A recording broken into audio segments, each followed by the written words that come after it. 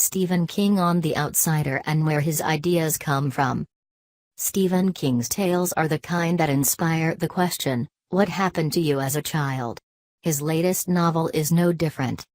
In The Outsider, King explores the idea of being in two places at the same time and, of course, an unspeakable crime. The so-called King of Horror told CBS This Morning that he was partly inspired by an Edgar Allan Poe short story called William Wilson. The guy is at school, another guy comes to school who looks just like him, dresses like him, and has the same name, King said. And the thing that came to my mind is, what would a story be like if the evidence that somebody committed a horrible crime was ironclad? But if the evidence that the person had a perfect alibi, what if that was ironclad? You know, kind of an immovable object, an irresistible force.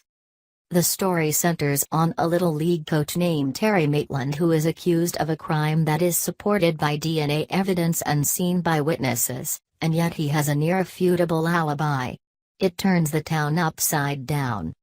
King, who has published more than 50 best-selling titles over the past 44 years, said The Outsider was one of those magic books that seem to tell itself. Sometimes you have to kind of pull them through. And this one kind of pulled itself through, he said of the story. Despite his penchant for tales of horror, he said ideas come to him while living an ordinary life. It's like what they say about sharks.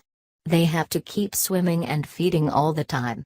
But you don't do it on purpose, he said. I go to the market, I shop, but every now and then you'll see something, sometimes it's two things that come together that give you an idea. And I don't keep a notebook or anything like that because I feel like the bad ideas would just sort of float away, but the good ones have a tendency to stay.